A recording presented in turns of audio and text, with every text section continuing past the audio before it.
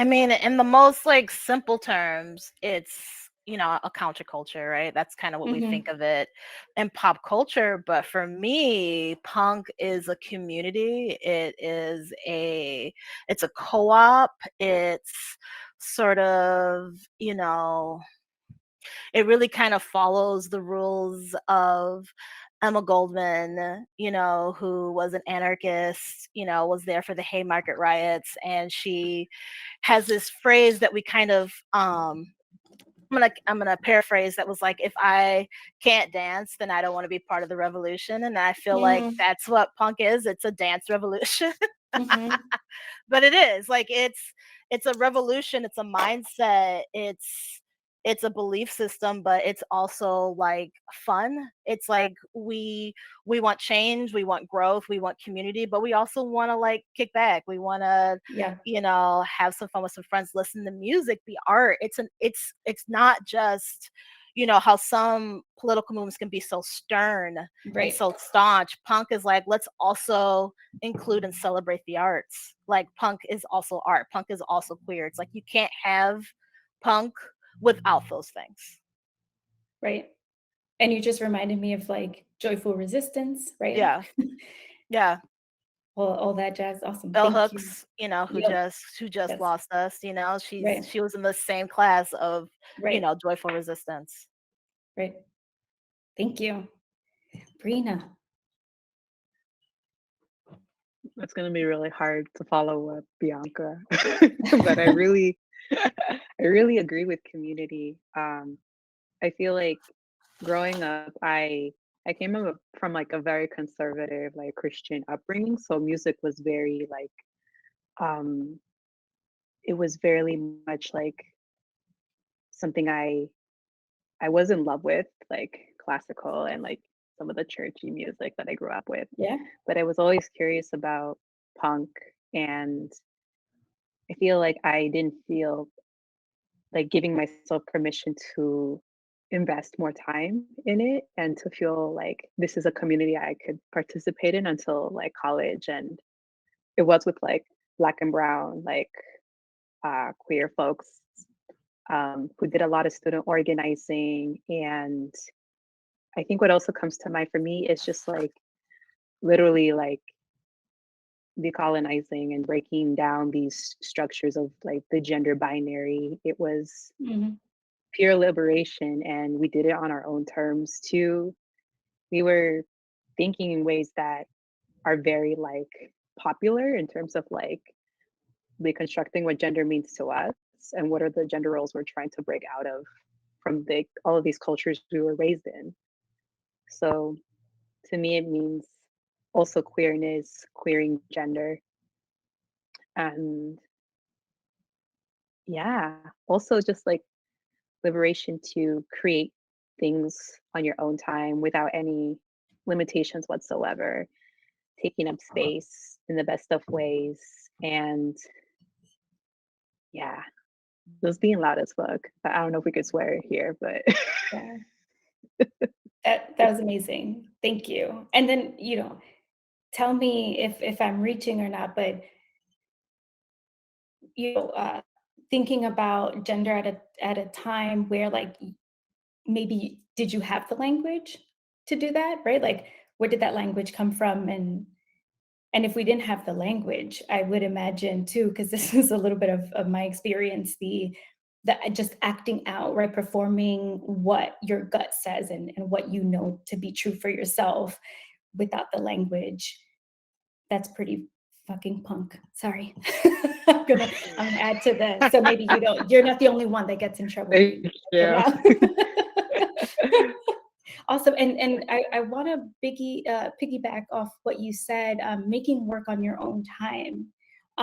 One of the things that, really struck me about Lanahe House is I don't know who it was under the Instagram that was like, that said something to the effect of, we make our deadlines. We may post once, we may post 3 times a day. We may post, we may not post for 2 weeks, kind of like making sure that even the approach to content and what gets thrown out there isn't on like the capitalistic, like just like on capitalism terms. So can you like speak a little bit of that? Because I want to, I guess, make the connection between how you create work and what punk has to do with that.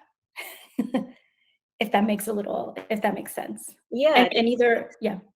I think of that as like not letting anyone or anything hold you back from creating what you want to create. Even yourself, I find that there's a lot of people out there who are like paralyzed with this fear that it's not going to be right, so that they don't even begin, Mhm.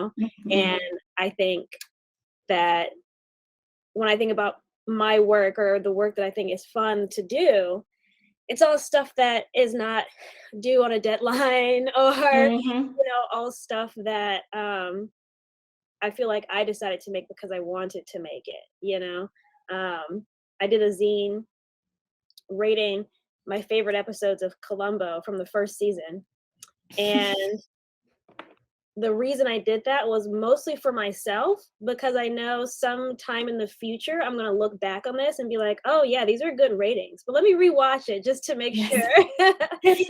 Like that sort of like weird niche interest kind of Yes. stuff, I'm 100% into, and I like that I have that freedom to be that into it, Right. like I'm playing an RPG actually with some friends that takes place at like a camp, like a summer camp, and we get to be whoever we want. And so I'm Lieutenant JG Bud Roberts from JAG season 1 through 4, and it's like, why do I need to do this? I don't need to do it. I just really enjoy it, and I think whenever I'm creating work, whether it's for a job or for myself, I just go all in on weirdness because, if it Mhm. comes to mind, I'm going to do it. And I'm a very type A person. So if I really, really want to do it, it's going on the Mhm. calendar and it'll get done. Yeah. That's awesome. And yeah. I was just kind of thinking about what you were saying earlier about just like punk and being punk, but just still living under like a capitalistic, cis, hetero, white, supremacist, patriarchal society. I feel like punk, at least for me, I know for a lot of people, has almost been more of like a homecoming than a Mm. rejection.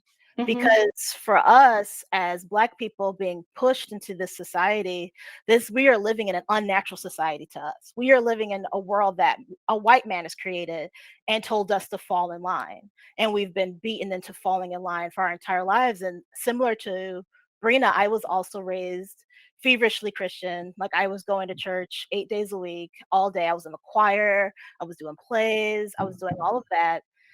And we as Black people are taught to fear what's natural to us. And we are taught to reject sort of our religions and our beliefs and our music. And punk, when you look at the white kids' approach to it, they are essentially putting on tribal and indigenous wear to create Mm. a tribe because they have mohawks. That's not theirs. The facial tattooing and the piercings and the spacing and the nose piercings. That's all us. That's all people of Mm. color. And they're putting that on to have a sense of tribalness. Whereas for us, being punk is a natural, it's a Mm. natural indigenous steps towards who we actually are, the drums, the bass, the music, the heartbeat of it, the community of it. And so for us it's not really even a rejection, it's a rejection of white man standards, and it's a return to who Right. we are and trying to work under those things as a punk. It's kind of like you can't reject capitalism completely. You can't, because it's just that's the world we live in. And it's just kind of like you still got to pay your bills or you're going to be put out in the street. Like you still got to do your work or you can't pay your bills. Like there's those things. But as a punk approaching my work, I came from a more strict art background. I was a graphic designer and I was working for ad agencies that were and we were working on projects that included blood diamonds and oil spills and horse Mm. meat and things like that, and covering it up and repackaging it to the people. And working in that industry, I was like, I can't do that. It was sold to me as a young Black child as a responsible art job that I could take. It's just like, you'll get work doing this, you can do your little art, but you'll be able to pay your bills, and that's what should be most important to you as a young Black person. And I was like, okay. And I went into that industry and was like, I was in the hospital. I was always getting sick. I could not exist in that. And now as a cartoonist, I set my hours, I set my time, I take care of my self-care comes before everything else. I have epilepsy, so I'm always a little frazzled. I'm always passing out and things like that, and I can prioritize those things. And for me, that feels like how to be punk in the workspace is taking up that space and being like, Right. I'm gonna make these rules. I'm gonna stand for this, and if you don't want to work with that, then we can't work together. I really love how you were talking about it being like a homecoming, because it does feel so natural to just be myself. So many times we get asked, like, how did you get into the punk scene? I was like, I was born into the punk scene. What do you mean? How did I get into it?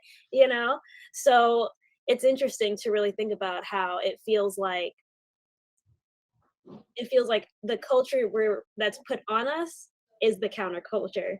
Right. You know? Right. And then, first of all, I got goosebumps, Bianca, when you were talking about tribes and putting on costumes. I'm like, ooh, what's happening to my body? So thank you. Thank you for that. I also want to hear from Breena and Lawrence around the creation of Laneha House and how that's punk. If you could speak a little bit on that, and whoever can go first. Do you want to go? No? Okay. Thank you for the head nod. Yeah, it's out of pure love for what we do. Before making comics or even having more confidence to make comics, I started just making out zines, and that's also how we, I don't know, found each other, and how our love grew is through zine fests. And that's like the one of the most beautiful ways of expressing yourself, through zines, and also like taking up space in those places. So I remember going to zine fests at one point and not really seeing a lot of like our people in there, but times have changed, and now we're learning so much more. Like, I feel like our world, our community in general has gotten so much bigger, with more BIPOC voices and creators taking up space. And yeah, Laneha House it was just time for us to cultivate a project where we could create things on our own time, because like what Bianca was saying, we live in this capitalist society.